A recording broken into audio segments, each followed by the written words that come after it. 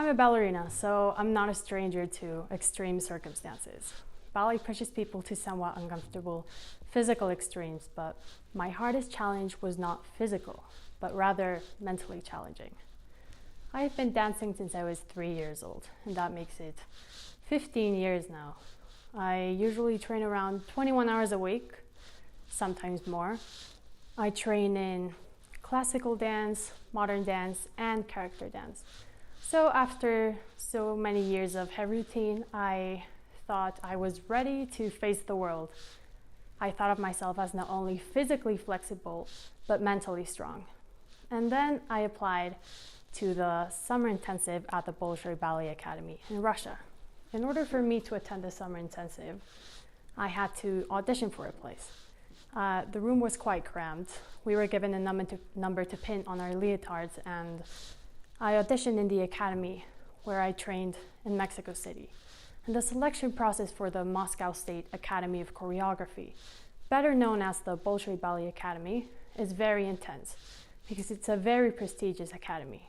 So after I was selected and chosen to attend, I became a 14-year-old girl living in Russia with absolutely no idea of what I was doing.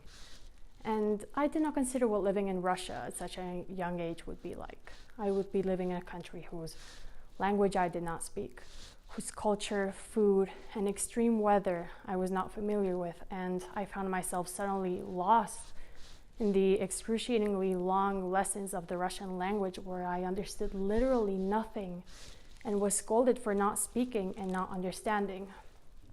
I also found myself sharing a room with strangers who did not speak English well. I found myself attempting to understand the Russian culture since it's completely different from the Mexican culture. And then the winter came, and apparently full days are not a thing over there. So I had to live without natural sunlight for 6 months. Have you ever heard of seasonal depression? Well, that's what the lamp was about. I was not depressed, but the lamp compensates for the missing sunlight during winter, and my parents thought it was important for me to have it. So I had to learn to adapt and live without natural sunlight for 6 months. And then one day I decided that it was enough. I was living my dream at the time, but I felt miserable. I was not eating correctly, I was not studying correctly, I was not resting correctly, and I wasn't speaking up because I couldn't speak Russian. So that's when I realized that Russia was not going to change for me. The academy was not going to change for me. It was me who had to change in order to adapt. So I decided that I had to rewire my brain. Now, for those of you who have attempted to learn a language, you know it's a pretty humbling experience. Most of the time you feel like a 5-year-old amongst a crowd of adults. The first time I heard the Russian language was at 9 years old. My ballet teacher was Russian at the time, and I remember not understanding a single thing she said. I was not able to communicate with her. She only yelled at us when she was angry, and she yelled words like tupitsa and tupaya, which mean stupid in Russian, and other bad words, but I won't be mentioning those. I knew how to count from 1 to 10, say hello, привет, goodbye, до свидания, thank you, спасибо, and of course the insults, but I never said any of those words. Every day I would wake up and I would have no idea what people would say. You know how sometimes tourists use Google Translate a few times a day? Well, imagine 55 times a day just so that I could communicate with a 70-year-old Russian woman who was supposed to be my teacher and mentor for the next months. And I decided to look beyond vocabulary. I started observing social norms and the mannerisms and the ways that the Russians approached each other.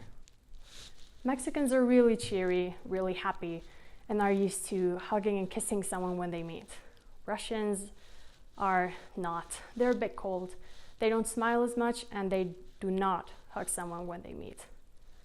So apart from observing the social norms, the mannerisms, and the ways that they carried themselves, I also had to learn about the food.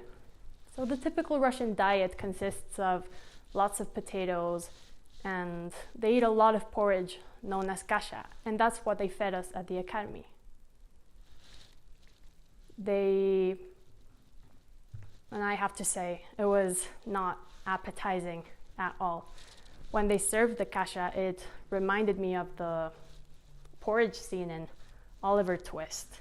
And one day I got tired of the food, and so my roommate and I bought a fridge.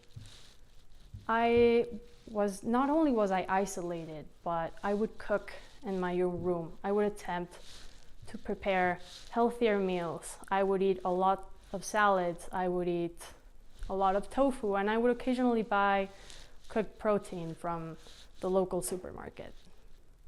But unlike the gradual approach I had taken all my life, stretch before class to raise your legs higher, or train harder to have a better physical condition, I was forced up to speed up this process dramatically when my entire dream was at stake.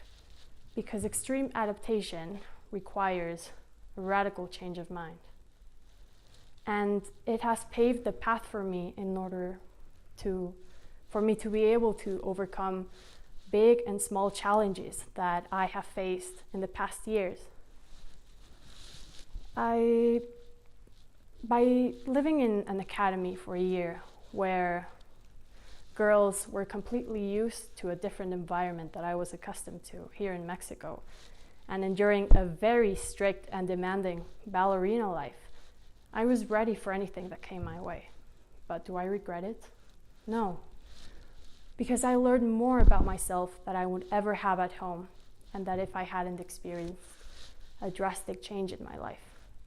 It is clear to me that the way you approach certain situations affects the outcomes and achievements that one has in life.